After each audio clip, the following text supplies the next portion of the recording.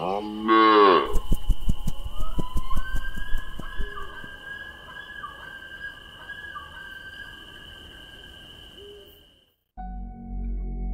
যারা নিয়মিত ট্যাঁশকড়ুর গল্প শুনছেন, আমাদের কমেন্ট করে জানান কেমন লাগছে গল্পগুলি শুনতে।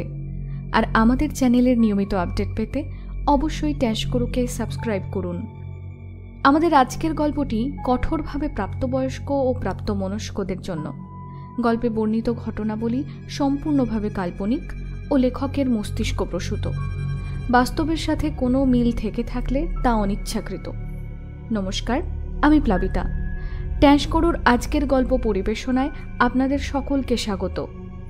আজ আপনারা শুনবেন অদিতি সরকারের লেখা গল্প ক্ষুধা। গল্পটি আমরা নিয়েছি অরণ্যমন প্রকাশনী থেকে প্রকাশিত গল্প সংকলন বৃশ্চিক 4 থেকে। লেখিকার রচিত গল্পের বই 1000 টাকার বউ প্রকাশিত হয়েছে অন্তরীপ প্রকাশনী থেকে। আপনারা চাইলে সংগ্রহ করতে পারেন। আজকের গল্পের প্রধান চরিত্রে রয়েছে কথক, ভার্গব, রুহানি ও সৌমিক। শুরু হতে চলেছে অদিতি সরকারের লেখা ক্ষুধা।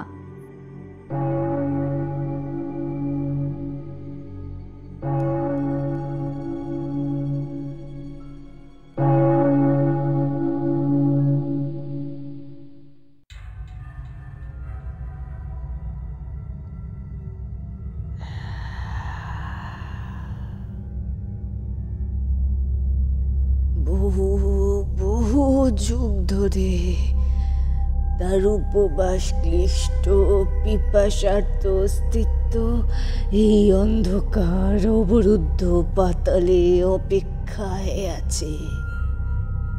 শেষ কবে তাহার উদ্দেশ্যে পানীয় নিবেদিত হয়েছিল তা আজ ইতিহাসও ভুলে গেছে হয়তো। শতাব্দীর সঞ্চিত মৃত্তিকার স্তর তাকে আবৃত করে দিয়েছে, প্রায় নিশ্চিহ্নই করে দিয়েছে বলা যায়।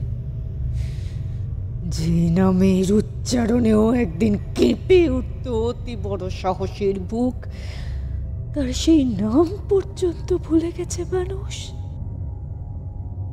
তবু সে প্রতীক্ষায় থাকে, তৃষ্ণায় পেটে চৌচির হয়ে যেতে যেতে, ক্ষুধা রাশির নূক জর্জরিত হয়ে যেতে যেতে, তবু সে কাল গোনে।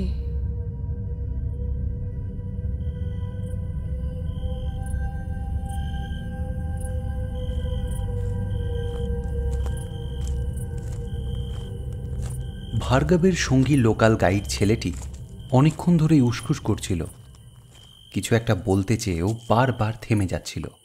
তোমার কি ব্যাপার বলো তো নিপুণ? আমার ভিজিট করছো কেন তখন থেকে? বার্ডিং গাইড হয়েছো আর এটুকুও জানো না? আরে আমার ছটফট করলে পাখি থাকবে? নিচু কিন্তু কড়া গলায় ধমক দেয় ভার্গব। ছেলেটি মাথা ঝুঁকিয়ে নিজের ভাষায় বিড়বিড় করে, এই ঠাইটাও ভালো না আছে, এই ঠাইটাও ভালো না আছে। কি বললে? কিছু বলতে হলে পরিষ্কার করে বলো। চোখ থেকে দূরবীন নামিয়ে এবার ঘুরে দাঁড়ায় ভার্গব। তার চেহারায় বিরক্তির ছাপ স্পষ্ট।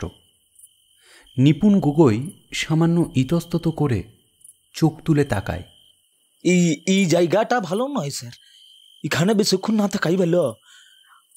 আগে বিটার স্পট আছে, আমি নিয়ে যাচ্ছি, এখান থেকে চলুন স্যার। কেন, কি সমস্যা এখানে? স্যার খেয়াল করে দেখুন, নিজেই বুঝতে পারবেন। মাঠটা দেখছেন? দেখছি। দিব্যি বড় সড়ো মাঠ, চারদিকে প্রচুর ঝোপঝাড়, গ্রাসল্যান্ড বার্ডসের জন্য আইডিয়াল। স্যার ঠিক, কিন্তু এতক্ষণে একটা পাখি দেখেছেন কি? পাখি দেখাচ্ছিল এদিন, একটা কলকানে এসছে। অথচ একটু আগে, মানে এই মাঠে এসে পৌঁছানোর ঠিক আগ পর্যন্ত মনে করে দেখুন কত কল ছিল। সাইটিংও যথেষ্ট হয়েছে স্যার। তাতে এই জায়গাটা খারাপ হয়ে গেল। What rubbish! এতদিন ধরে গাইডিং করছো, তুমি জানো না পাখিদের পছন্দ অপছন্দ? হয়তো এখানে ওদের খাবার মতো কোনো সিডস বা ফল টল হয় না। হই না স্যার, কিচ্ছু হই না। কোনো ফলের গাছ, কোনো ঘাসের দানা এই মাঠে হয় না স্যার। যত গাছ, যত ঝোপ সব মাঠের বাইরে স্যার, মাঠ ঘিরে।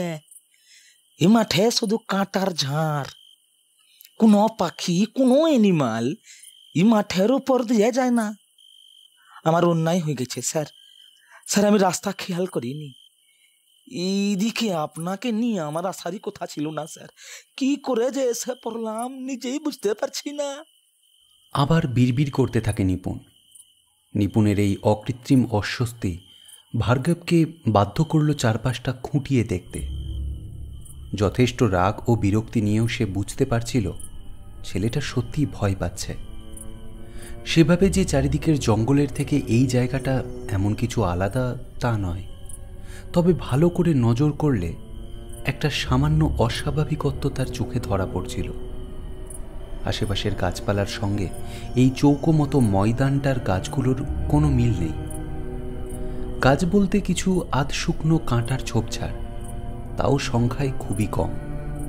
বেশিরভাগ জায়গাতেই রুক্ষ ফাটা মাটি হাঁ করে আছে, যেটা এই অঞ্চলের সঙ্গে একেবারেই মানানসই নয়। আরও একটা জিনিস এবার ভার্গব অনুভব করে। কেমন যেন একটা দমবন্ধ ভাব জায়গাটাকে ছেয়ে রেখেছে। বাতাস যেন ঈষৎ ভারী এখানে। আকাশ থেকে নেমে আসা আলোর রং সামান্য ঘোলাটে। রুহানি এতক্ষণ একটাও কথা বলেনি। সম্ভবত এদিকে মনই দেয়নি। সে তার ক্যামেরা, দূরবীন আর নোট খাতাতেই মগ্ন ছিল। তার কাছে এটা নতুন হবি, তাই একাগ্রতাও অনেক বেশি। বিয়ের আগে বার্ডিং শব্দটাও তার অচেনা ছিল, কিন্তু গত 4 বছর ভার্গবের সঙ্গে থেকে থেকে তাকেও এই জিনিসে ভালো মতোই ডুবতে হয়েছে। ভার্গবের পেশাগত কাজকর্মের চাপের বাইরে যেটুকু সময় বেরোয় তার প্রত্যেকটা অমূল্য মুহূর্তই তারা দুজনে এইভাবে কাটায়। দেশের কোনো না কোনো প্রত্যন্ত কোণকানাচে পাখির খোঁজে। এখনও বাচ্চা কাচ্চা না হওয়ায় যখন খুশি চলো বার্ডার ওঠাও ব্যাকপ্যাক করতেও কোনো অসুবিধা হয়নি। মানে ভার্গবের হয়নি। রুহানির সুবিধে অসুবিধে নিয়ে ভাববার সময় বা ইচ্ছে কোনোটাই তার আছে কি না জানে না রুহানি। বাচ্চা কাচ্চা না হওয়া নিয়েও না চাইতেও চলে আসা অপ্রিয় চিন্তাগুলোকে জোর করে থামিয়ে দিয়ে এবার রুহানিও চোখ তুলে তাকায়। নিপুণের অস্বস্তি বুঝতে তারও অসুবিধা হয় না। আচ্ছা, এত ভয় পাচ্ছ কেন নিপুণ? কি আছে এখানে? কি হবে? নরম গলায় প্রশ্ন করে রুহানি। নিপুণ কোনো উত্তর দেয় না। তার মাথাটা নিচু। কিছুটা অপ্রত্যাশিতভাবে জবাবটা আসে ভার্গবের কাছ থেকে। কিছু একটা গোলমাল আছে এখানে, ঠিকই বলেছ। রিস্ক নেওয়া উচিত হবে না। বিষাক্ত গ্যাস ট্যাস কিছু হলে বোঝার আগেই ফেঁসে যাব না। চলো এগোই বরং। ভার্গব নিপুণের কাঁধে একটা হালকা চাপড় দেয়। একটু আগের ধমকের জন্য ছোট করে মাফ চাওয়া আর কি। নিপুণ একটা স্বস্তির শ্বাস ফেলে বড় করে। চলুন স্যার, চলুন। ম্যাডাম আসুন। দিন স্যার ক্যামেরার ব্যাগটা আমি ধরছি তখন, আপনি ট্রাইপডটা তুলে নিন। একটু তাড়াহুড়োই করছিল হয়তো ভার্গব। বেখেয়ালে তার ডান হাতের পাতা আচমকা ঘষে যায় ট্রাইপডের মোটা স্ক্রু এর গায়ে। গভীর আঁচড় বেয়ে বিন্দু বিন্দু রক্ত উঠে আসে চুনির মালার মতো সারি সারি। চমকে হাত ঝাড়ে ভার্গব।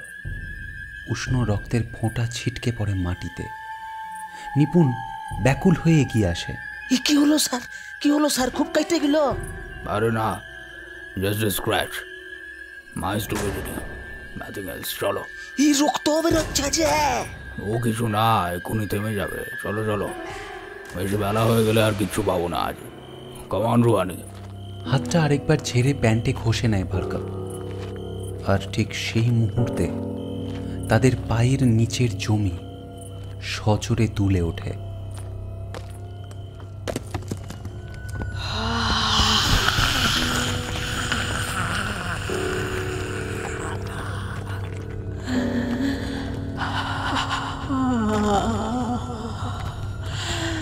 কত কত দিন পর সেই কান্ত, সেই স্বাদ তাকে আলোড়িত করে, জাগ্রত করে। শুকনো রসহীন মাটির স্তর ভেদ করে সেই বিন্দু পরিমাণ নিবেদন তার কাছে এসে পৌঁছয় আজ এত সহস্র বছর পার করে। সে প্রাণে পণে সমগ্র অস্তিত্ব দিয়ে শুষে নিতে থাকে সেই অপ্রত্যাশিত উৎসর্গের শেষ পরিমাণটুকুও। চিটচিট শব্দে মাটি ফাটতে থাকে, সে উঠে আসে, আসতে থাকে ওপরে, আরো ওপরে।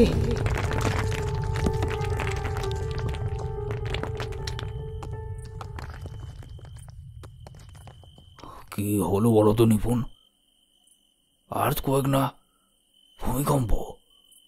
ভার্গব অবাক চোখে চারদিক দেখছিল। নিপুণ নির্বিকারভাবে জবাব দেয়, হ্যাঁ স্যার, এদিকে তো ও জিনিস রোজকার ব্যাপার। তা ঠিক, তাই জন্যই সব পাখি পালিয়েছিল, ওরা টের পায়। তুমি বরং কি সব ভালো জায়গায় খারাপ জায়গা করে আমাকেও খাবড়ে দিয়েছিলে প্রায়। এগোতে গিয়ে আবার থামে ভার্গব। কি একটা শক্ত জিনিস লেগেছে তার পায়ে। নিচু হয়ে দেখতে গিয়ে আপনা থেকেই একটা বিস্ময়ের শব্দ বেরিয়ে আসে তার গলা দিয়ে। আরে নিপুণ, এটা কি দেখো তো একবার। রুহানি ঝুঁকে পড়ে হাত বাড়ায়। কই দেখি কি? নিপুণের প্রতিক্রিয়াটা ওরা কেউই আশা করেনি। অনেকটা পিছিয়ে গেছে ছেলেটা। রক্ত সরে যাওয়া মুখে চোখ দুটো ঠেলে বেরিয়ে আসছে, রীতিমতো কাঁপছে ধরধর করে। রুহানি খানিকটা অবাক হয়। ভার্গব উৎকণ্ঠা চাপতে না পেরে রুহানি বলে, কি হলো নিপুণ ভাই? কি হলো তোমার? শরীর খারাপ লাগছে? বসবে একটু, জল খাবে? জল? ভার্গব এগিয়ে আসছিল, কিন্তু ওকে দেখে নিপুণের আতঙ্কিত ভাবটা যেন আরো বেড়ে গেল। ওটা ওটা ওটা ফেলে দিন স্যার, ওটা ফেলে দিন, হাত থেকে ফেলে দিন ওটা। কি ফেলে দেবো? ভার্গব বুঝতেই পারছিল না নিপুণ কি বলতে চাইছে। নিপুণের গলা ভেঙে যাচ্ছিল, কপালে তার ফোঁটা ফোঁটা ঘাম। ওই মূর্তি আপনার হাতের ওই মূর্তি ফেলে দিন স্যার, ফেলে দিন ওই মূর্তি। মূর্তি? ভার্গব এতক্ষণে তার মুঠো করা হাতের দিকে তাকায়। শক্ত জিনিসটা কখন যে সে মাটি থেকে তুলে নিয়েছিল খেয়ালই ছিল না। নিপুণের এই অদ্ভুত আচরণের ব্যাখ্যা খুঁজতে গিয়ে হাতে ধরা জিনিসটার দিকে তাকানোরও সময় হয়নি তার। সত্যি একটা মূর্তি, ইঞ্চিয়াটেক লম্বা একটি নারী মূর্তি, পাথর খোদাই। প্রচুর ধুলো মাটির প্রলেপ লেগে থাকা সত্ত্বেও তার অপূর্ব মুখশ্রী বোঝা যাচ্ছে। আর তেমনি অপরূপ তার দেহভঙ্গি। কোনো এক দক্ষ প্রস্তর শিল্পীর হাতের কাজ, তাতে সন্দেহ নেই। ভার্গবের হাত থেকে সাবধানে মূর্তিটা নিজের হাতে নেয় রুহানি। বাহ, দারুণ তো! কত দিনের পুরনো, কিন্তু এখনো কি সুন্দর না? পরিষ্কার করলে কিন্তু ওয়ান্ডারফুল দেখতে লাগবে। ভাগ্যিস ভূমিকম্প হলো, তাই বোধহয় মাটি সরে বেরিয়ে পড়েছে। আমাদেরই গুড লাক। কিন্তু এত সুন্দর জিনিসটা তুমি ফেলে দিতে বলছো কেন নিপুণ? নিপুণ উত্তর দেয় না। সে নিজেকে মোটামুটি সামলে নিয়ে লম্বা লম্বা পায়ে হাঁটতে শুরু করেছে ততক্ষণে। ঠোঁট টিপে বন্ধ। অগত্যা তার পিছু পিছু এরা দুজনেও বাধ্য হয়েই চলতে থাকে। নিপুণ কিন্তু পরের দিন আর এলো না। বেশ বেলার দিকে একটা দায়সারা মেসেজ পাঠিয়ে দিয়েছিল। তার শরীর খারাপ, আজকের গাইডিং শেয়ার করতে পারবে না। ভার্গব এটা আদৌ আশা করেনি। তাদের এই ট্যুরের আজই শেষ দিন, কাল তারা ফিরে যাবে। আচমকা এই কি ঝামেলা! প্রচণ্ড রেগে নিপুণকে ফোন লাগায় ভার্গব, কিন্তু ওদিকে কেউ তার ফোন ধরল না। উল্টে আরেকটা মেসেজ এলো। আজকের অনুপস্থিতির দরুন নিপুণের প্রাপ্য মোট টাকা থেকে একদিনের পাওনা যেন ভার্গব কেটে নেয়। গজগজ করতে করতে ফোনটা বিছানায় ছুঁড়ে ফেলে ভার্গব। একটু আগে জানলেও আর একটা গাইডের খোঁজ লাগানো যেত। এখন কোথায় কাকে পাবো? এত আনপ্রফেশনাল এরা, ক্লায়েন্টকে এভাবে হ্যারাস করে কেউ। রুহানি অন্যদিন ভোর না হতেই উঠে পড়ে। আজ সে শুয়েই ছিল। এতক্ষণে রুহানির দিকে নজর পড়ে ভার্গবের। কি ব্যাপার, এখনো শুয়েছে? রেডি হবে না? শরীরটা ঠিক লাগছে না। সে কি হলো? কি জানি, ঠিক বুঝতে পারছি না। আজ আর বেরোবো না ভাবছি। চোখ না খুলেই জবাব দেয় রুহানি। সে বলতে পারে না রাত জোড়া খিঁচ ধরা পেট ব্যথার কথা, সকালে সাদা পোর্সেলিনের কোমরের গা বেয়ে গড়িয়ে নামতে থাকা লাল তরলের ছিটের কথা। বলতে পারে না অন্য অনেকবারের মতো আবারও আরেকটা সযত্ন লালিত স্বপ্নের ফোঁটায় ফোঁটায় ভেঙে যাওয়ার কথা। তাই তলপেটে চেনা চেনা শূন্যতার বোঝা নিয়ে চোখে হাত চাপা দিয়ে শুধু শুয়েই থাকে সে। একা একা রুমে থাকবে সারাদিন? থাকি, একটু টায়ার্ড লাগছে বড্ড। তুমি ঘুরে এসো বরং, ভোরবেলায় ফ্লাইট, প্যাকিংও তো করতে হবে। আর ঘুরে এসো, ব্যাটা যে ঝোলালো।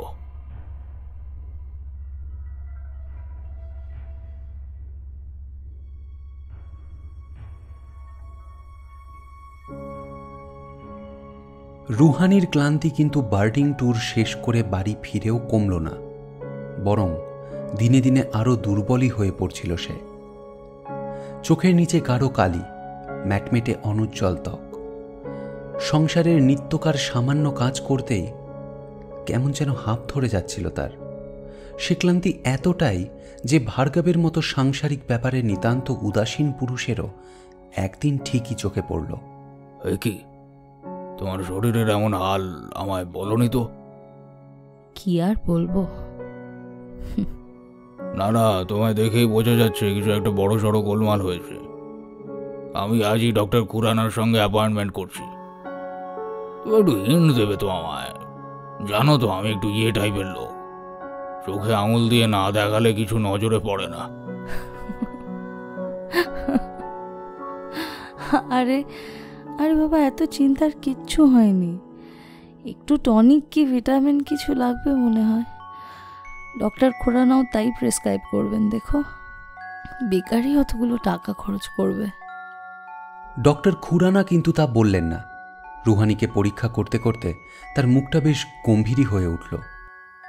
এ তো দেখছি ভয়ঙ্কর অ্যানিমিয়া, রক্তাল্পতা। খাওয়া দাওয়া ঠিক করে করেন না? আপনারা আজকালকার মহিলারা এই ডায়েটিং করতে গিয়ে সর্বনাশটি করেন। কিন্তু আমি তো সব খাই ডাক্তারবাবু, মাছ মাংস সবই খাই। খাওয়ার নিয়ে বিশেষ বাছ নেই আমার, আর ডায়েটও কোনো কিছুই করি না। তাহলে অন্য কোনো কারণ আছে, ইন্টারনাল, দেখতে হবে। খুব হেভি ব্লিডিং হয় কি প্রতি মাসে? হ্যাঁ, তা হয়, আর সেটা বরাবরই। তা থেকেও হতে পারে। আপাতত যে অবস্থা করেছেন নিজের, তাতে শুধু খাওয়ার ওষুধে কাজ হবে না, ইঞ্জেকশন লাগবে, ইঞ্জেকশনের কোর্স। আর এই টেস্টগুলো করিয়ে আনুন, তারপর দেখছি। প্যাডটা টেনে লিখতে থাকেন ডক্টর খুরানা। এবার ভার্গবও একটু ভয় পায়। খুব সিরিয়াস কিছু সাসপেক্ট করছেন কি ডক্টর? আরে আগে টেস্টগুলো তো করান, না হলে বুঝবো কি করে কেন শরীরে রক্ত হচ্ছে না ওর। এখনই দুশ্চিন্তা করতে না বসে আগে ইঞ্জেকশনের কোর্সটা কমপ্লিট করান। তাও যে বুদ্ধি করে শেষ পর্যন্ত আমার কাছে এসেছেন এই ঢের। আরও দেরি করলে ব্লাড ট্রান্সফিউশন করতে হতো। অতএব ইঞ্জেকশন চালু হয়।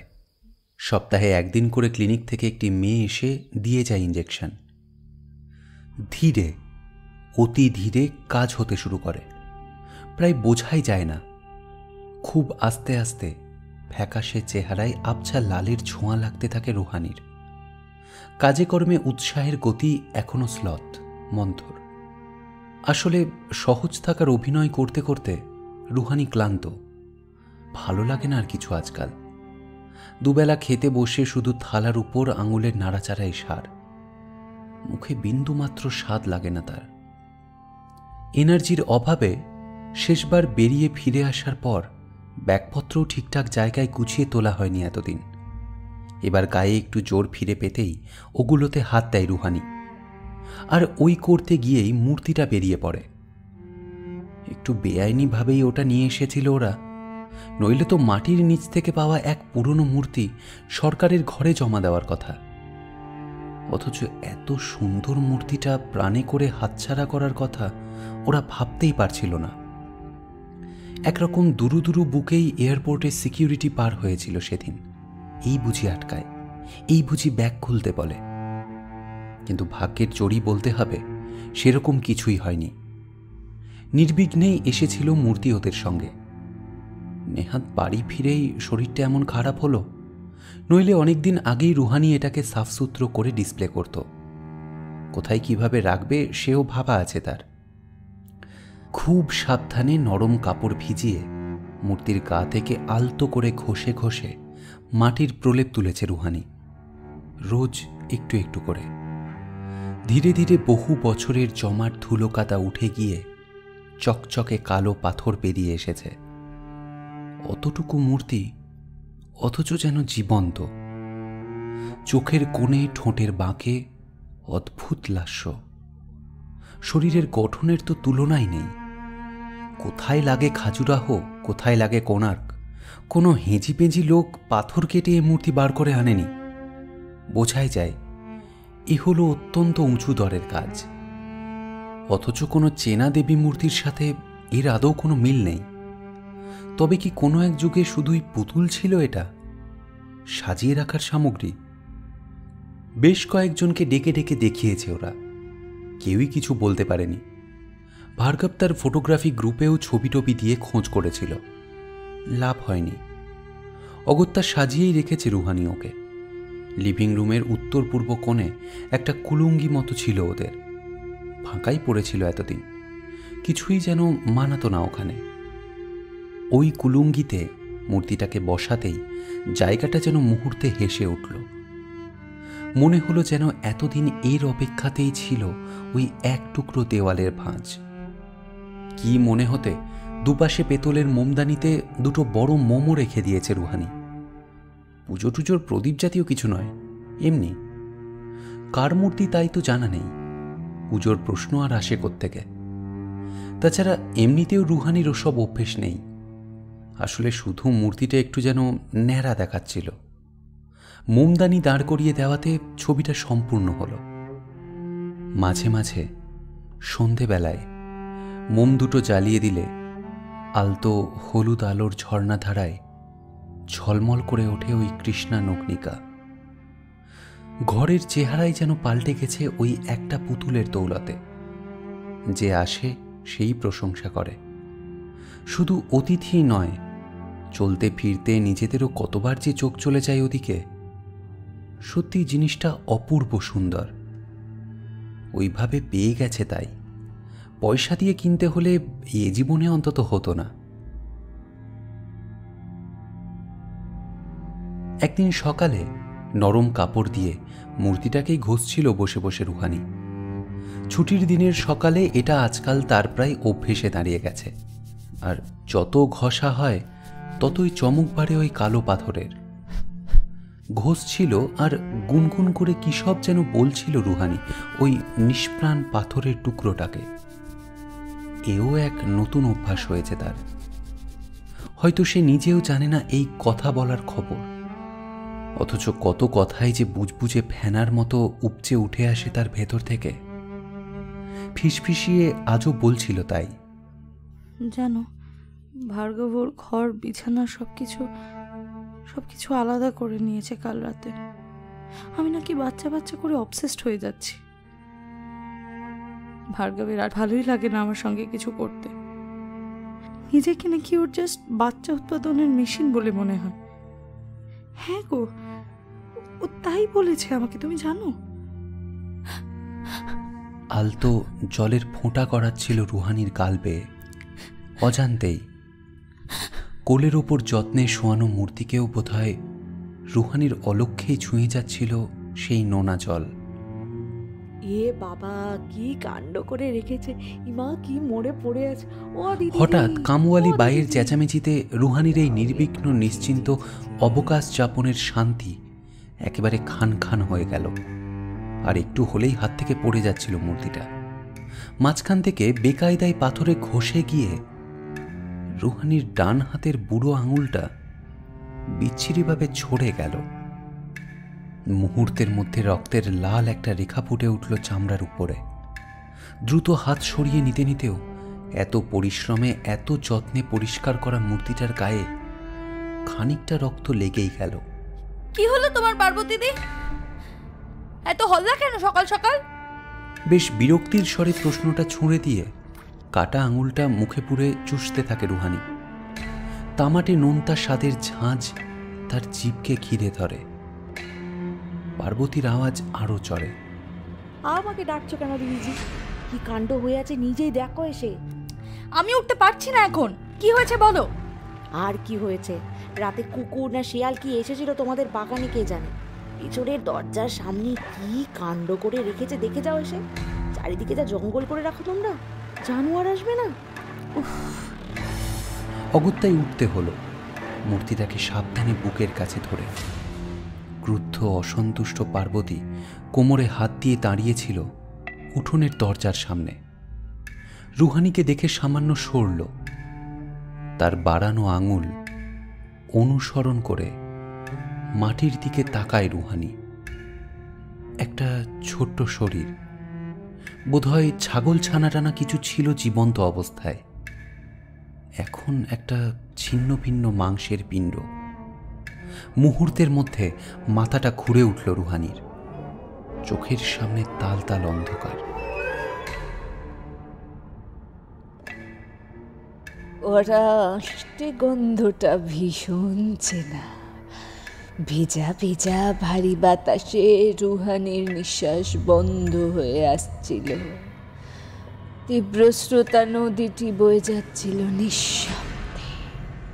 তার পাড় থেকে সামান্য দূরে রুহানির চারিদিক ঘিরে দাঁড়িয়েছিল আকাশ ছুঁতে চাওয়া প্রকাণ্ড লম্বা গাছগুলো।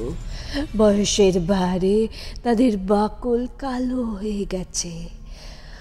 পাতার চাঁদোয়া ফুঁড়ে সূর্যের আলো আসে না।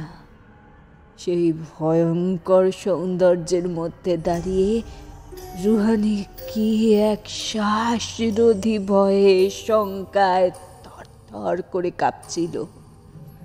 তাকে ক্রমশ পাকে পাকে জড়িয়ে ফেলছিল চেনা চেনা তামাটে গরম গন্ধ। গাঢ় যেন একটা আধো চেনা চেহারা তার চেতনার আশেপাশে বারবার উকি দিয়ে চলে যাচ্ছিল। তাকে চিনে উঠতে পারছিল না রুহানি। গলায় লেপ্টে থাকা পোড়া ছাইয়ের স্বাদ পেরিয়ে বহু কষ্টে রুহানি ফিসফিস করে, কে তুমি?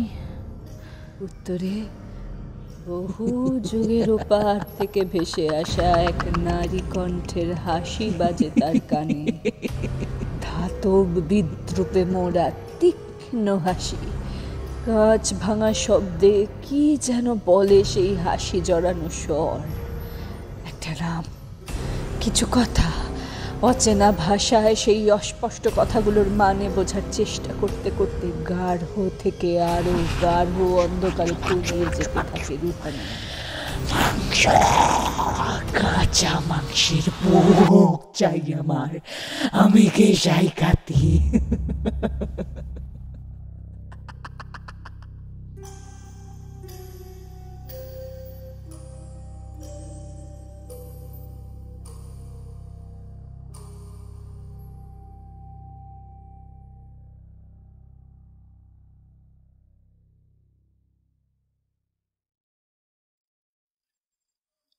পড়ন্ত বেলায় বাড়িটার সামনে দাঁড়িয়ে হঠাৎই কেন যেন শ্রমিকের ভেতরটা ছমছম করে উঠল। এরকম মনে হওয়ার কোনো কারণই নেই, কিন্তু তবু অনেকখানি ফাঁকা জমির মধ্যে পুরনো ধরনের লালচে ইটের ছড়ানো বিলিতি বাংলো প্যাটার্নের বাড়ি, দোতলা, প্লাস্টারহীন পেন্টিং করা দেওয়ালে শেষবেলার রোদ পড়ে বেশ সুন্দরই দেখাচ্ছে। চারিদিকের বিশাল জমি অবশ্য অবহেলায় জঙ্গল হয়ে আছে প্রায়, প্রচুর বড় বড় গাছ। দূরে পাঁচিলের গায়ে একটা আউট হাউসও মতো দেখা যাচ্ছে যেন। গেট থেকে সদর দরজা পর্যন্ত বেশ অনেকটাই রাস্তা। নুড়ি বিছানো পথের ফাঁকে ফাঁকে অজস্র আগাছার স্বাধীন বিস্তার। সামনেটায় অন্তত একটু সাজানো গোছানো বাগান টাগান থাকলে আরো ভালো দেখাতো বোধহয়। শ্রমিক কোথায় যেন শুনেছিল ভার্গব নাকি বাড়িটা কখনো সখনো বিদেশি রিসার্চারদের হোমস্টে হিসেবে ভাড়া দেয়। মেইনটেনেন্সের নমুনা দেখে তো সেরকম কিছুই মনে হচ্ছিল না। কোনো লোকজনের সারা শব্দ নেই। পুরো জায়গাটার একটা অযত্ন লালিত স্বাভাবিক সৌন্দর্য আছে, তা সত্যি। তবু কেমন যেন একটা লাগলো হঠাৎ, অকারণেই হয়তো। শ্রমিক ঘাড় উঁচু করে দেখছিল দোতলার দিকে। নিচে ওপরে মিলিয়ে অনেকগুলো জানলা বাড়িটার, কিন্তু সবগুলোই প্রায় বন্ধ। ঘোরানো টানা বারান্দাও জনশূন্য। হঠাৎ দেখলে মনে হয় যেন বাড়িটা বাইরের কাউকে চায় না, কিচ্ছু চায় না। নিজের যাবতীয় গল্প, যাবতীয় গোপন কথা নিজের মধ্যেই রেখে বেশ আছে। খুব ভালো আছে বাড়িটা। কি সব ভাবনা, কল্পনা একেবারে ডানা মেলে দিয়েছে যেন। নিজেকেই একটা ঝাড়া দিল শ্রমিক। এরকম আজব চিন্তা টিন্তা তার কখনো আসে না। আসলে নাগরিক কোলাহলে অভ্যস্ত কানে চারিদিকের এই অদ্ভুত নৈঃশব্দই তাকে একটু অস্বস্তিতে ফেলেছে। ঝাঁ চকচকে আধুনিক শহর থেকে বলতে গেলে ঢিল ছোঁড়া দূরত্বেই যে এরকম একটা না শহর থাকতে পারে, এখানে না এলে তার বিশ্বাস হতো না। আঁটো করে বন্ধ জানলাওয়ালা বাড়িটার সামনে দাঁড়িয়ে শ্রমিকের বারবার মনে হচ্ছিল গাড়িটাকে বোধহয় ছেড়ে না দিলেই ভালো হতো, অন্তত ভার্গব আছে কিনা সে ব্যাপারে নিশ্চিত হওয়া পর্যন্ত। এভাবে হুট করে বিনা কনফার্মেশনে আসাটা কতটা বুদ্ধিমানের কাজ হয়েছে, সেই প্রশ্নটাও শ্রমিকের মনের মধ্যে ঘোরাফেরা করছিল। সত্যিই যদি বাড়িতে কেউ না থাকে তাহলে সর্বনাশ। ভার্গব যদি কোনো অ্যাসাইনমেন্টে বেরিয়ে গিয়ে থাকে তবে রীতিমতো কেলেঙ্কারি হবে। বাড়িতে তার অনুপস্থিতিতে আদৌ কেউ থাকবে কিনা তাও জানা নেই। সেরকম হলে এখান থেকে আজ ফেরারও তো কোনো উপায় নেই। কাছাকাছি শহর বলতে ঋষিকেশ, সেও তো গাড়িতে প্রায় পাক্কা 6 ঘন্টা। যাকে যা থাকে কপালে দেখা যাবে করে পেতলের কড়া দুটো জোরে জোরে নাড়ে শ্রমিক। কর্কশ আওয়াজটা নিজের কানেই যেন কেমন খারাপ লাগে, কিন্তু বাড়ির ভেতরে কেউ সেই আওয়াজ শুনতে পায় কিনা তা বোঝা যায় না। বেশ কিছুক্ষণ অপেক্ষা করার পরও দরজা খোলার কোনো লক্ষণই দেখা যায় না। এবার বিরক্তি আর দুশ্চিন্তা একসঙ্গে ভর করে শ্রমিকের ওপরে। শরীরের সমস্ত শক্তি দিয়ে কড়াটা আবার নাড়তে শুরু করে সে, এবং তাকে বিষম চমকে দিয়ে দরজাটা হঠাৎ খুলে যায়। কড়া তখনও শ্রমিকের হাতে ধরা। টাল হারিয়ে প্রায় পড়ে যেতে যেতে সামলায় শ্রমিক। তীব্র পশ্চিমী রোদের আলোয় দাঁড়িয়ে ঘরের ভেতরটা ভীষণ অন্ধকার লাগে শ্রমিকের।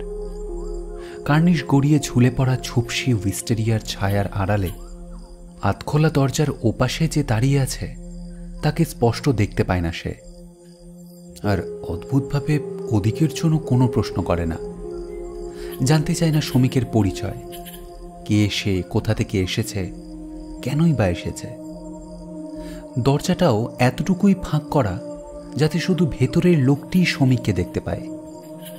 শ্রমিক ভেবেছিল দরজা খুললেই সে ভেতরে ঢুকতে পারবে, কিন্তু অবাক হয়ে সে দেখে দরজার ফাঁক এতটুকুও প্রসারিত হচ্ছে না যেখান দিয়ে সে চৌকাঠের ওপারে পা রাখতে পারে। অকারণে আটকে আসা গলা পরিষ্কার করে শ্রমিক প্রশ্ন করে, এসকে ভার্গবের বাড়ি এইটাই তো? ওদিক থেকে কিন্তু কোনো উত্তর আসে না। দরজার ফাঁকটুকু ধীরে ধীরে আবার বন্ধ হয়ে যায়। লটবহর সমেত শ্রমিককে বোকার মতো রাস্তায় দাঁড় করিয়ে রেখেই। হতভম্ব শ্রমিক যখন রাখবে না অবাক হবে চিন্তা করছে, দরজাটা তখনই আবার খুলে যায়, এবার বেশ বড় করেই। স্বস্তির নিঃশ্বাস ফেলে শ্রমিক দেখে দরজার পাল্লা ধরে দাঁড়িয়ে আছে স্বয়ং ভার্গব। স্বস্তিটা অবশ্য বেশিক্ষণ স্থায়ী হয় না।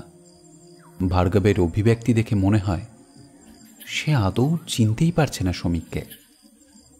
একটু অবাক গলাতেই প্রশ্ন করে শ্রমিক, কি কি ব্যাপার ভার্গব স্যার, বাড়িতে ঢুকতে দেবেন না নাকি?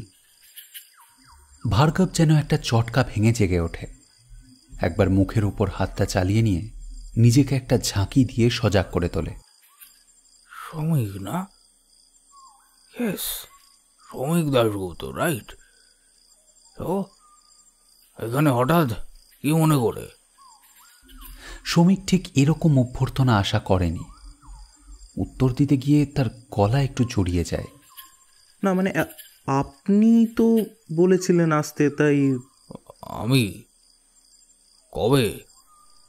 ভার্গবের শূন্য চোখমুখ দেখেই বোঝা যাচ্ছিল যে সে আদৌ কিছু মনে করতে পারছে না।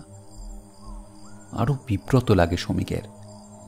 এরকম হবে জানলে সে ঝোঁকের মাথায় কখনো এভাবে এসে পড়তো না। আর এখন তো ফিরে যাওয়ারও উপায় নেই। গাড়িকে বলে দিয়েছে 7 দিন পরে আসতে। এই পাণ্ডব বর্জিত দেশে অন্য কিছু তো চলেও না যে ইচ্ছে হলো আর চড়ে বসলাম। এই গাড়িকেই বাড়তি টাকার লোভ দেখিয়ে আনতে হয়েছিল।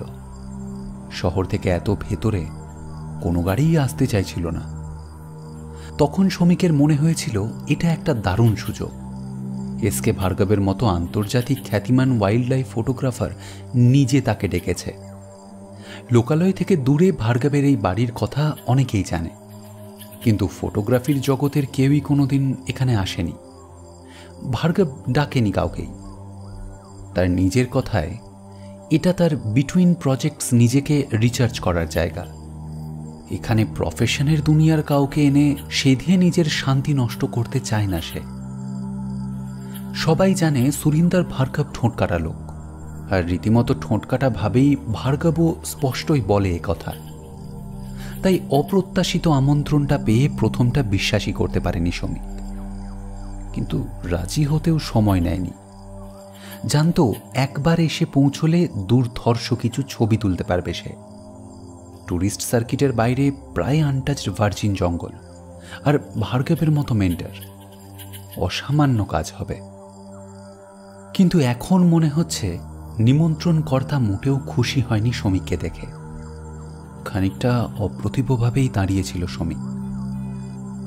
ভার্গব নিজে না বললে সে ঢুকতেও পারছিল না বাড়িতে। শরীরের নিঃসীম ক্লান্তি বোধহয় শ্রমিককে এবার একটু রূঢ় করে তোলে। বেশ কড়া স্বরেই সে বলে ওঠে, 6 মাস আগে দিল্লিতে ওয়াইল্ড লাইফ ফটোগ্রাফির এক্সিবিশনে আমার ছবি দেখে ভালো লেগেছিল আপনার। হাতে টাইম থাকলে এই সময় নাগাদ এখানে চলে আসতে বলেছিলেন। কি করে আসতে হবে তাও আপনিই বলে দিয়েছিলেন।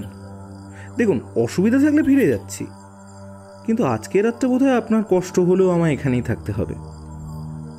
শ্রমিকের গলার তিক্ত ভাব সম্ভবত ভার্গবের ঘোর কাটাতে কিছুটা হলেও সাহায্য করে। আবার নিজের মুখের ওপর একবার হাত বুলিয়ে নেয় সে, হালকা মাথা ঝাঁকায় কয়েকবার। এবার তার কথার সুর আগের থেকে অনেকটাই নরম। আরে পাগল নাকি? যাওয়া টাওয়ার কথা কোথা থেকে আসছে? আসলে আমি একদম ভুলেই গেছিলাম, বুঝলে। এত কাজের চাপ চলছে, একটা বড় বইয়ের ফাইনাল লেআউট, 2-3টে ইন্টারন্যাশনাল প্রজেক্ট নিয়ে কথাবার্তা, কোথা দিয়ে যে দিনগুলো কেটে যাচ্ছে কিচ্ছু খেয়াল থাকছে না। এসো এসো, ভেতরে এসো।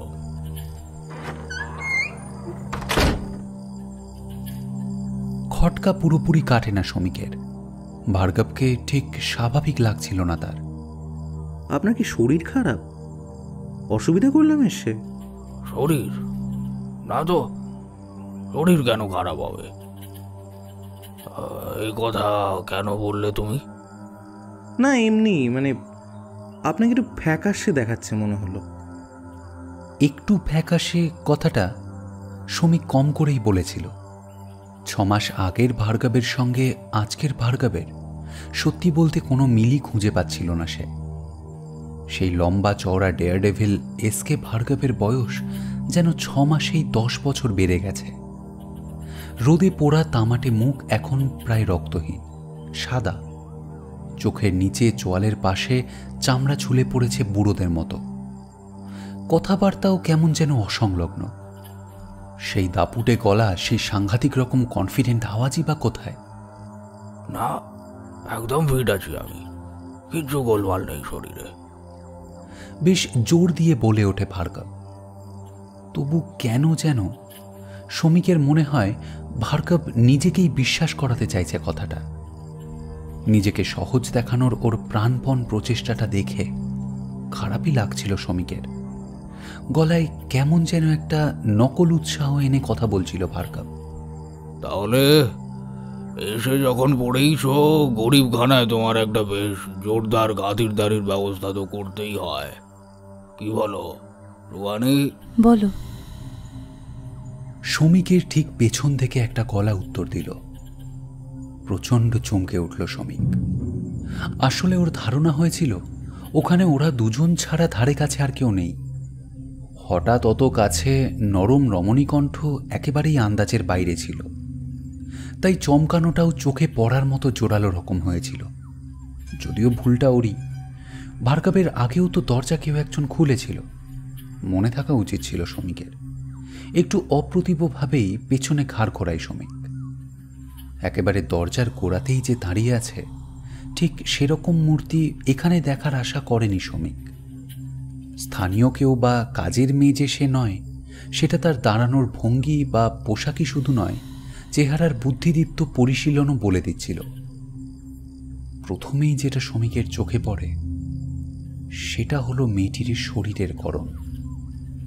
একেবারে যেন মধ্যযুগের কোনো মন্দিরের দেওয়াল থেকে নেমে এসেছে। চলতি সময়ের কুর্তি কেপ্রিতেও সেই গড়ন চাপা থাকছিল না।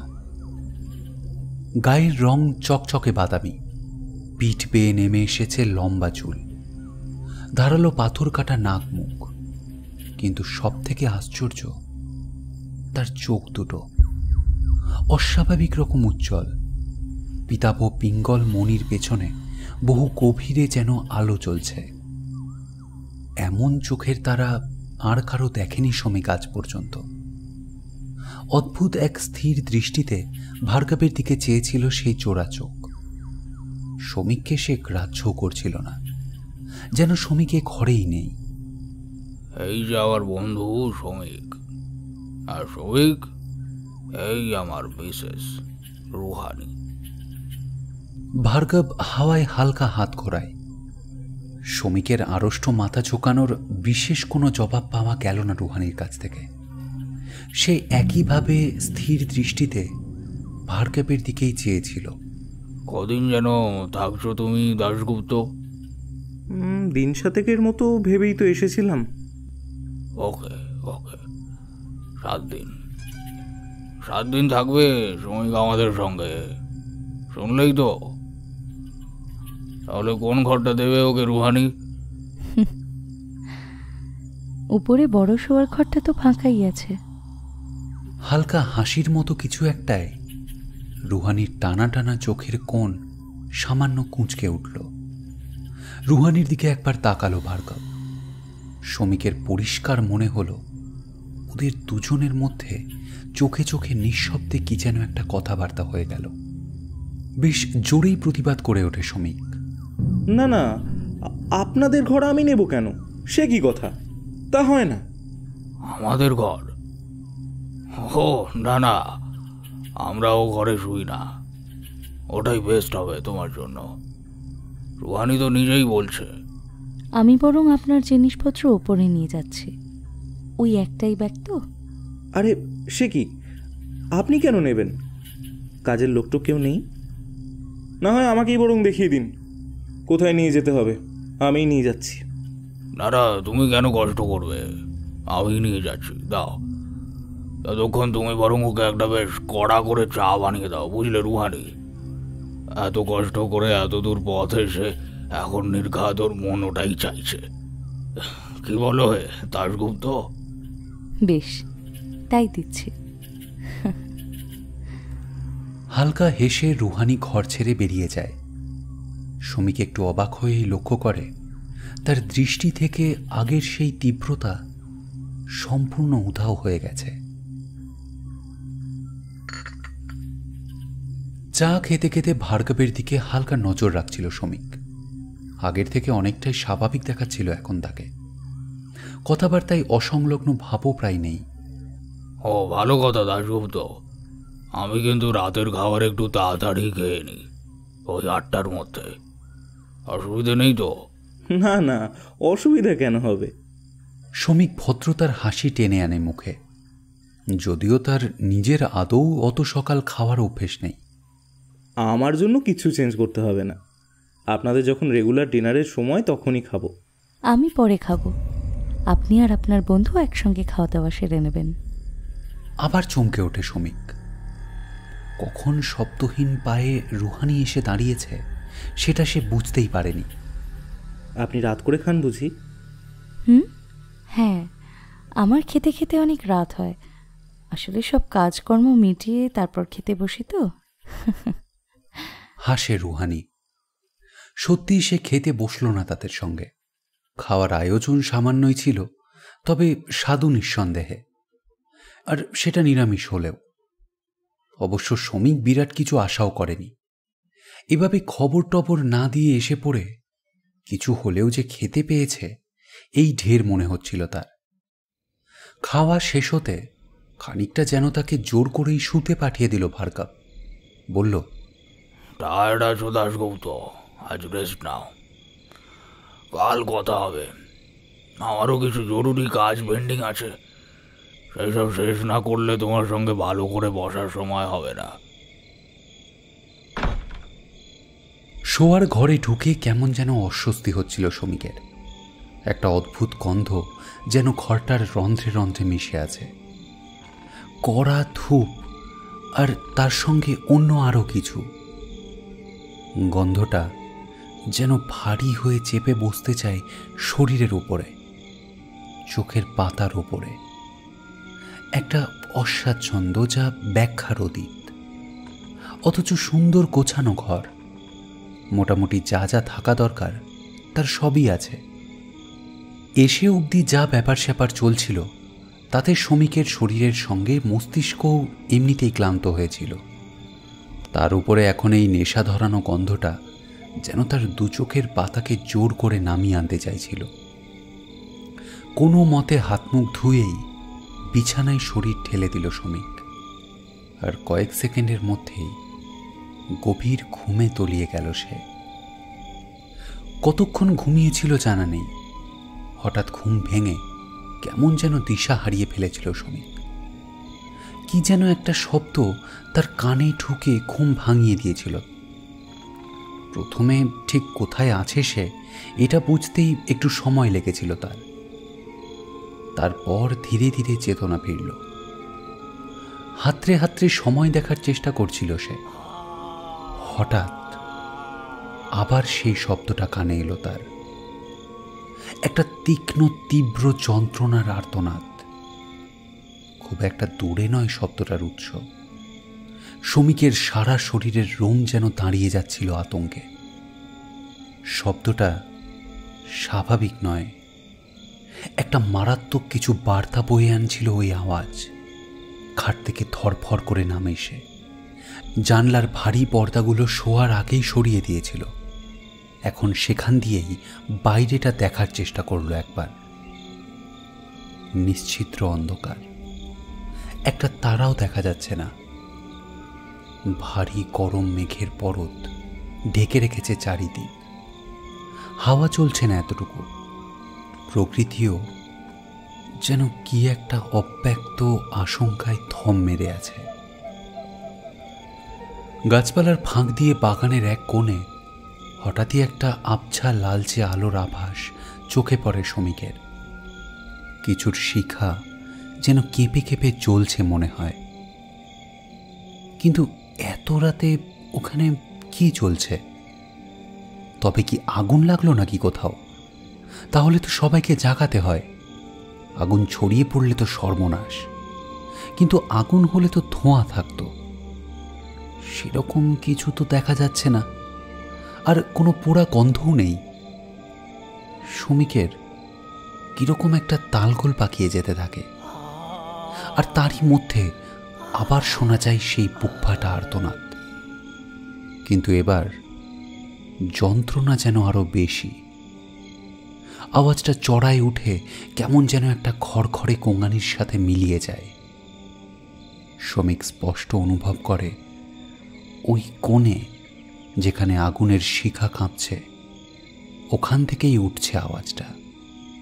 যতদূর মনে পড়ছিল, ভার্গবদের আউট হাউসটা বোধহয় ওখানেই। তখন তো দেখে ফাঁকাই মনে হয়েছিল। কেউ থাকে টাকে নাকি ওখানে, নাকি কোনো ভব ঘুরে ঢুকে আগুন জ্বালিয়েছে? আর চিৎকারটাই বা কার? নিজেকে আর ধরে রাখতে পারে না শ্রমিক। একটা উগ্র কৌতূহল তাকে যেন টানতে থাকে ওই দিকে। কি হচ্ছে ওখানে সেটা তাকে দেখতেই হবে। দরজা খুলে বেরোতে গিয়ে আবার অবাক হলো সে। তার ঘরের দরজা বাইরে থেকে বন্ধ, অথচ তার পরিষ্কার মনে আছে শোয়ার আগে সে শুধু পাল্লা ভেতর থেকে ভেজিয়ে দিয়েছিল। কে তাকে কখন বন্দি করে দিয়ে গেল, কেনই বা দিয়ে গেল, সেটা সে ভেবে পাচ্ছিল না। কিন্তু বাইরে বেরোবার টানটাও শ্রমিক এড়াতে পারছিল না। ঘরের মধ্যেই উদ্ভ্রান্ত খানিকক্ষণ পাইচারি করল সে। তারপর কখন স্বাভাবিক ক্লান্তিতেই আবার ঘুমিয়ে পড়েছে জানে না শ্রমিক।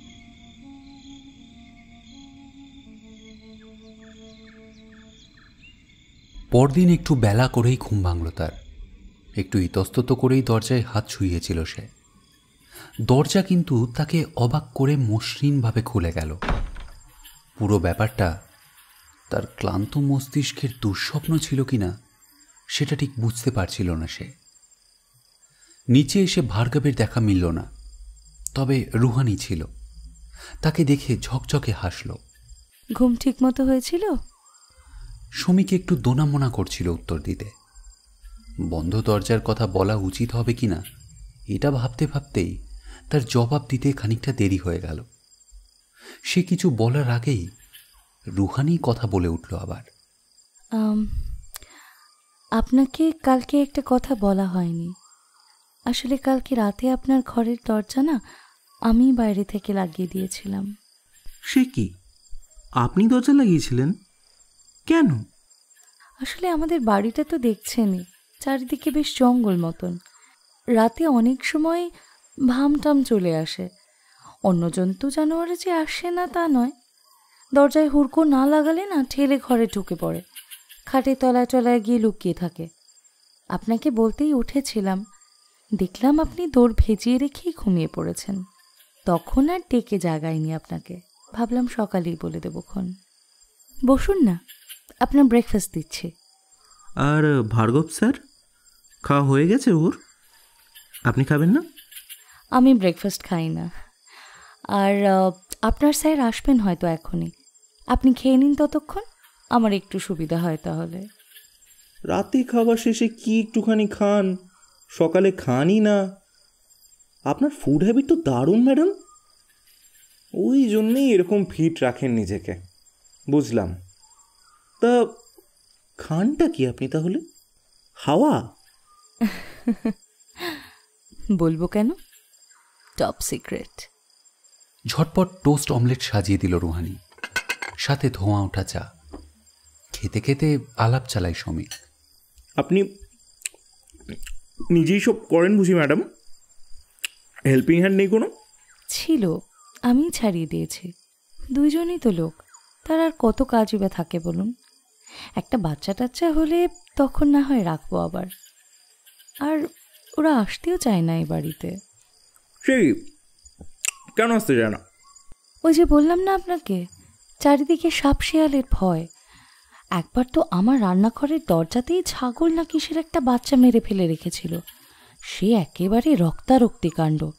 তারপর থেকে না আরোই লোক পাওয়া মুশকিল হলো। আমি বললাম যাক, ভালোই হলো। ওই রোজকার ঝামেলা না আমার একদম পোষাচ্ছিল না। কথা বলতে বলতেই হাতের কাজ সারছিল রুহানি। তার হাতে একটা ঝাড়ন, যত্ন করে কি একটা যেন মুছছিল সে। এক নজর দেখে চোখ আটকে যায় শ্রমিকের। বাহ, ভারী সুন্দর তো। এই মূর্তি আগে দেখিনি তো কখনো। কোনো দেবী মূর্তি মনে হচ্ছে, তাই না?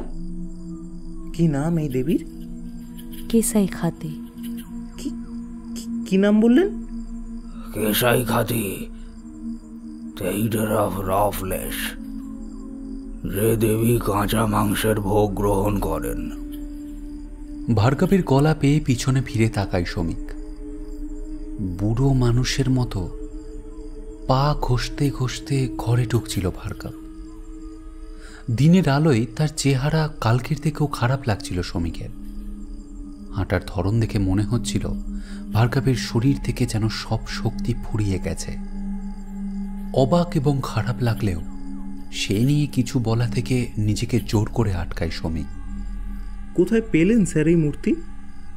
আমি কিন্তু কোনোদিন নামও শুনিনি এই দেবীর। কোথায় পেলাম? আদৌ পেলাম কি? দেবী নিজেই বোধহয় খুঁজে নিয়েছেন আমাদের, তাই না রুহানি? চেয়ার টেনে বসতে বসতে স্তিমিত গলায় জবাব দেয় ভার্গব। রুহানি সাড়া দেয় না। যেমন মুছছিল, মুছতেই থাকে হাতের জিনিস। শ্রমিককে বোকা হয়ে তাকিয়ে থাকতে দেখে ভার্গবের ক্লান্ত চেহারায় হালকা হাসির মতো কিছু একটা ফুটে ওঠে। নর্থ ইস্টের একটা জঙ্গলে বার্ডিং করতে গিয়ে কুড়িয়ে পেয়েছিলাম একে। বহুদিন পর্যন্ত জানতে পারিনি কি ওর পরিচয়। তারপর কি করে জানলেন?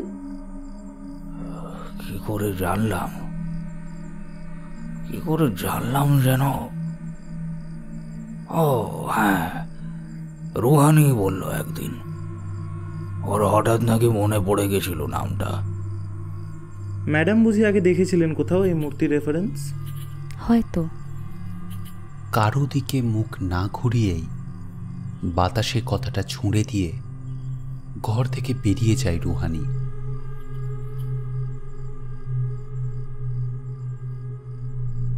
সেই রাত এবং তার পরের রাতেও একইভাবে ঘুম ভেঙেছিল শ্রমিকের, সেই এক অসহ্য যন্ত্রণার মর্মন্তুদ আর্তনাদ শুনে।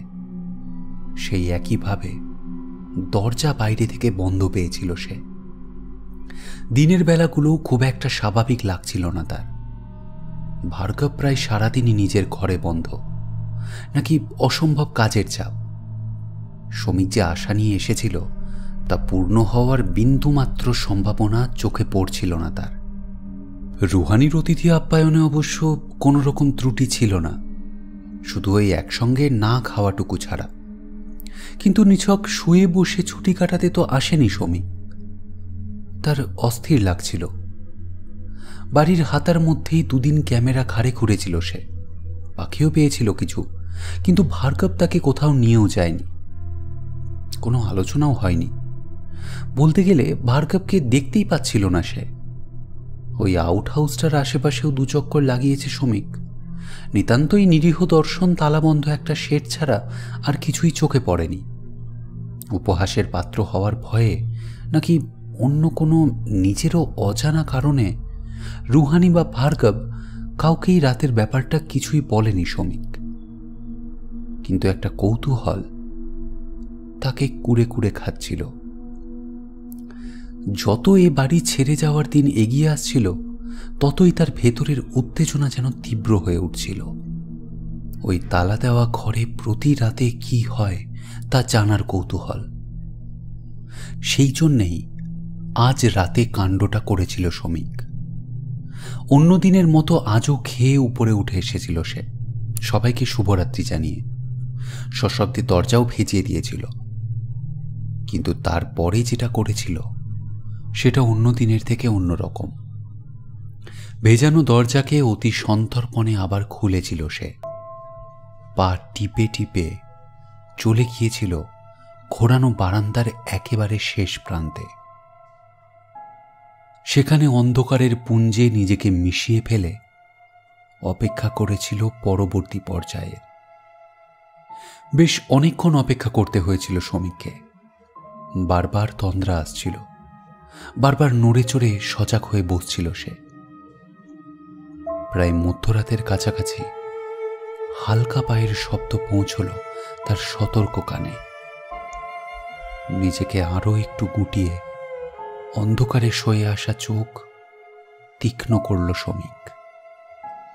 সে দেখল বেড়াল পায়ে সিঁড়ি দিয়ে উঠে আসছিল রুহানি। খুব সাবধানে শ্রমিকের ঘরের দরজায় হাত ছোঁয়ালো সে। তারপর প্রায় নিঃশব্দে অনেকক্ষণ সময় নিয়ে হুড়কো লাগিয়ে আবার বেড়াল পায়ে নেমে গেল। শ্রমিক বসেই ছিল। সে জানে যা হওয়ার তা হবে ওই আউট হাউসে। সেদিকেই মনোযোগ একাগ্র করে তাকিয়েছিল সে।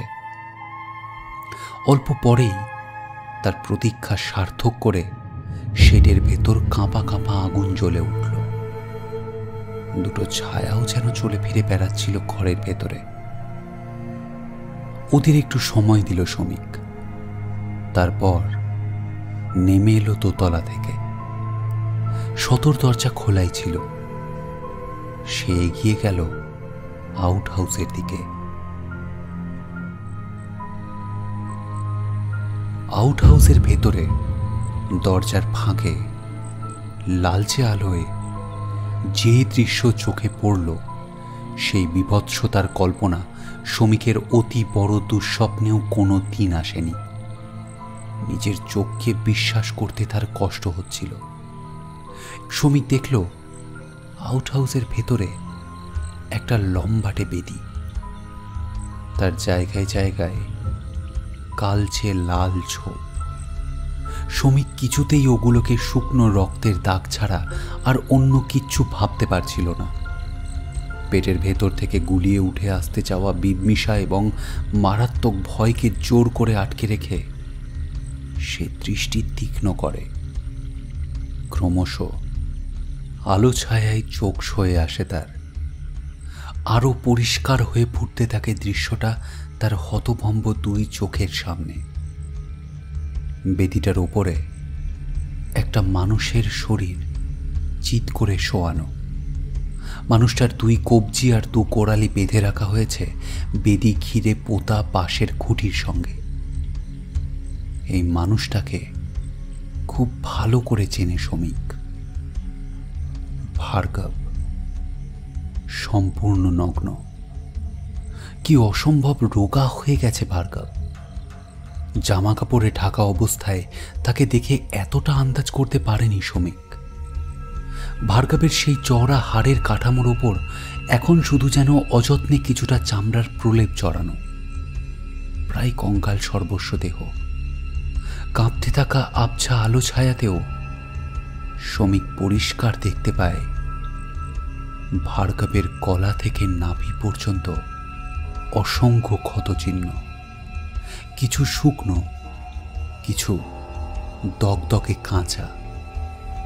শ্রমিক স্তম্ভিত হয়ে দেখে ভার্গবের ওই হাড়-সার শরীরের উপর উঠে বসেছে এক নারী মূর্তি।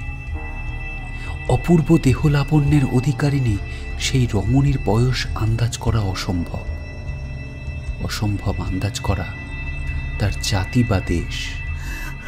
অথচ তাকে কেন যেন খুব চেনা লাগে শ্রমিকের। আদিম ছন্দে উঠতে পড়তে থাকা সেই আবরণহীন নারী শরীরকে দেখে উত্তেজনার বদলে আতঙ্ক জাগছিল শ্রমিকের। ওই অসামান্য সুগঠিত শরীর কোনো মানুষের নয়, হতে পারে না। প্রদীপের আলো তার উন্মুক্ত ত্বকের উপর দিয়ে কেঁপে কেঁপে প্রতিফলিত হচ্ছিল। সেই ত্বক নিভাঁজ, নিখুঁত, অদ্ভুত এক পাথুরে ঔজ্জ্বল্যতাতে। চকচকে, কালো, মসৃণ। মাথার উপর চুলো করে বাঁধা চট পাকানো চুল। কান পর্যন্ত বিস্তৃত আশ্চর্য দুই বিস্ফারিত চোখ। সবই যেন পাথর কুঁদে বের করে আনা, অথচ জীবন্ত। অক্লান্ত যান্ত্রিকতায় ভার্গবের দেহকে ব্যবহার করে চলেছিল ওই নারী মূর্তি। আপাতমস্তক শিউরে উঠতে উঠতে শ্রমিক বুঝতে পারে কেন তার ওই মেয়েকে এত চেনা লাগছিল। ও আর কেউ নয়, রুহানি। কিন্তু ও রুহানি নয়ও। ওই পাথর ত্বক, ওই ভাস্কর্য শরীর, ওই কোষ্ঠী পাথর রং, ও কখনোই রুহানির নয়। অথচ রুহানিকে ছেয়ে থাকা এই শরীর, এই করণ, গায়ের এই রং, এই সবই দেখেছে শ্রমিক দুদিন আগেই। প্রথমে রুহানির হাতের মধ্যে ঝাড়নের আলতো ছোঁয়ায় মসৃণ থেকে মসৃণতর হতে, তারপর সন্ধ্যায় রুহানির লিভিং রুমের উত্তর পূর্ব কোণের কুলুঙ্গিতে হলদে মোমের আলো ছায়া গায়ে নিয়ে। বিস্ময় স্তম্ভিত দু চোখ টান করে শ্রমিক দেখে কুলুঙ্গির সেই কৃষ্ণাঙ্গী সুন্দরী এখন সগর্ব ভঙ্গিতে দাঁড়িয়ে রয়েছে ভার্গবের মাথার কাছে একটা কাঠের তেপায়ার ওপরে। অথচ অবিশ্বাস্যভাবে সেই মূর্তিরই ছায়া এখন অধিকার করে রয়েছে রুহানিকে। কি যেন নামটা বলেছিল রুহানি? প্রাণপণে মনে করার চেষ্টা করে শ্রমিক। মাটিতে তার পা গেঁথে গিয়েছিল। তার মস্তিষ্কের কোষগুলো আর নিতে পারছিল না এই বিভীষিকা। ঝাপসা হয়ে আসছিল সব। হঠাৎই এক তীক্ষ্ণ আর্তনাদ জাগিয়ে দিল তাকে, সেই চিৎকার যা রোজ রাতে তাকে কাঁপিয়ে দেয়। ভার্গব। তার গলা থেকেই বেরোচ্ছে ওই নির্যাতিত পশুর মতো শব্দ। ধনুকের মতো বেঁকে গেছে ভার্গবের শরীর, সম্ভবত নিজের মথিত করে তুলে আনা শেষ নির্যাসটুকু নিক্ষেপের যন্ত্রণা। শুধু মাথার পেছনটুকু লেগে আছে বেদিতে। খুঁটিতে বাঁধা হাত আর পায়ের চামড়া শিরা ফাটিয়ে বেরিয়ে আসতে চাইছে যেন। আর তাকে নিজের ভেতরে আমূল প্রতীত করা ওই নারী ওই অবস্থাতেই ঝুঁকে পড়েছে ভার্গবের বুকের ওপরে। একটা ঝটকা দিয়ে সে আবার সোজা হয়ে ওঠে। শিউরে ওঠে শ্রমিক দেখে ওই রেখাহীন পাথুরে মুখমণ্ডল এখন রক্তাক্ত। তীক্ষ্ণ চিবুক বেয়ে গড়িয়ে পড়ছে টাটকা রক্তের ধারা। শ্রমিকের ভয়ার্ত দৃষ্টি নামে ভার্গবের দিকে। তার পাঁজর বার করা বুকে লালচে গোলাপি গভীর সদ্য দংশন ক্ষত স্পষ্ট দেখা যাচ্ছে। ধারালো দাঁত দিয়ে মাংস খাবলে তুলে নেওয়া হয়েছে। গর্ত হয়ে গিয়েছে জায়গাটায়, রক্ত গড়িয়ে নামছে সেখান থেকে। জ্ঞান যে নেই সেটা নেতিয়ে পড়ে থাকা অবসন্ন দেহটা দেখেই বোঝা যাচ্ছে। শুধু একটা অসহ্য যন্ত্রণার খড়খড়ে আওয়াজ বেরোচ্ছে অচেতন ভার্গবের গলা থেকে। ভার্গবকে ওই রকম অসহায় অবস্থায় দেখে কি যেন একটা হয়ে যায় হঠাৎ শ্রমিকের মধ্যে। মাটিতে গেঁথে থাকা পা দুটো জোর করে টেনে তুলে সে ছুটে যায় ওই রক্তে মাখামাখি শরীর দুটোর দিকে। ভার্গব তো অজ্ঞান ছিলই, তার অস্থিসার দেহের উপর রুহানি বা রুহানির মতো শরীরটাও এখন লুটিয়ে পড়েছে নিঃশেষিত হয়ে। আর কিছু না পেয়ে নিজের গায়ের জামাটাই খুলে ওদের করুণ বিভৎস নগ্নতার উপর ছুড়ে দেয় শ্রমিক। এবং মাথার ভেতরে রমন তালগোল পাকিয়ে যাওয়া অবস্থাতেও লক্ষ্য করে রুহানির ত্বক থেকে, চুল থেকে, ভঙ্গি থেকে সেই অদ্ভুত পাথুরে ভাব সম্পূর্ণ মিলিয়ে গেছে। কেমন যেন পাগল পাগল লাগছিল শ্রমিকের। কি করবে সে এখন? এদের দুজনকে এক্ষুনি হাসপাতালে নিয়ে যাওয়া দরকার। ভার্গবের যা অবস্থা, আদৌ বাঁচানো যাবে কিনা সেটাই সন্দেহ। রুহানিরও যা মনে হচ্ছে আমূল চিকিৎসা দরকার, শারীরিক এবং মানসিক দুরকমই। অথচ এই অজানা অচেনা জায়গায় শ্রমিক এখন একদম একা। পকেট থেকে ফোন বার করে ভূতগ্রস্তের মতো এলোপাথারি নাম্বার হাতড়াতে থাকে শ্রমিক। পুলিশ না অ্যাম্বুলেন্স নাকি যে গাড়িটাই সে এসেছিল এখানে ঋষিকেশ থেকে, সেই ভালো, ওই পারবে ঠিকঠাক নম্বর দিতে। ভার্গবের মাথার কাছে দাঁড়িয়ে থাকা মূর্তির দিকে চোখ ঘোরে শ্রমিকের। কেমন অস্বাভাবিক রকম চকচক করছে না ওটা? পাথুরে ঠোঁটের বাঁকে কেমন যেন হিংস্র হাসির ছোঁয়া। চোখের মণিতে ও কি ব্যঙ্গ? হঠাৎ কেন যেন সাংঘাতিক রাগ হতে থাকে শ্রমিকের। অগ্রপশ্চাৎ না ভেবে মূর্তিটাকে দুহাতে তুলে মাথার উপর উঁচু করে ধরে শ্রমিক।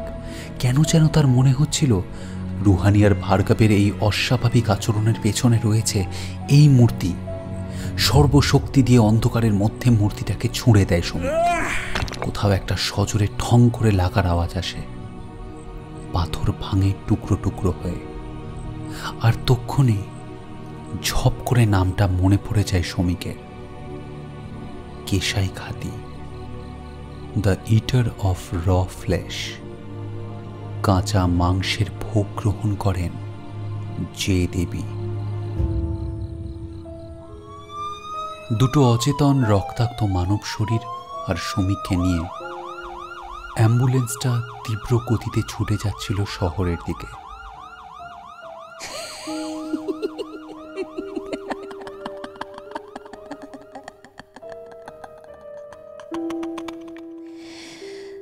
সাইরেনের কর্কশ শব্দ শুনতে শুনতে সে নিঃশব্দে হাসে।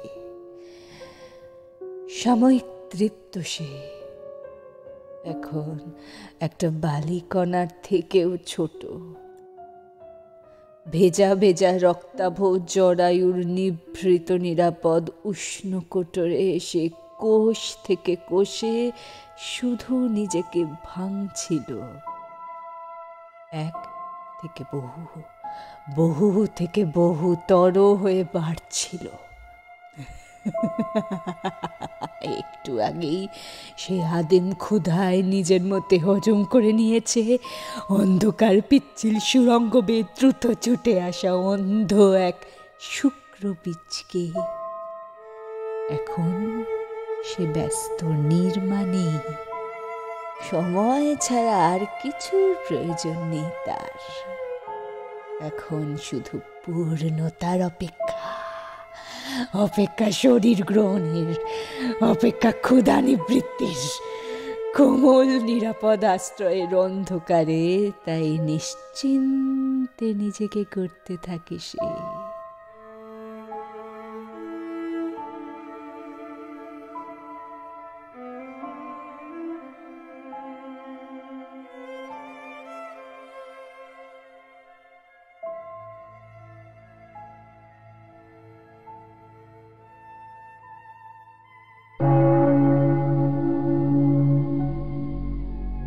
শুনছিলেন অদিতি সরকারের লেখা ক্ষুধা।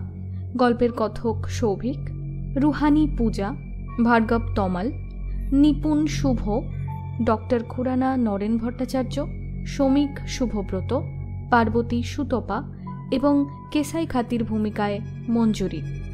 গল্পের ডাইরেকশন ও ব্যাকগ্রাউন্ড মিউজিক দিয়েছে সৌভিক, কাভার বানিয়েছে ইন্দ্রজিৎ। গল্পটি ভালো লেগে থাকলে আমাদের কমেন্ট করে জানান। শোনা হচ্ছে পরের গল্পে। কান রাখুন ট্যাঁশ গরুর চেঁচানিতে।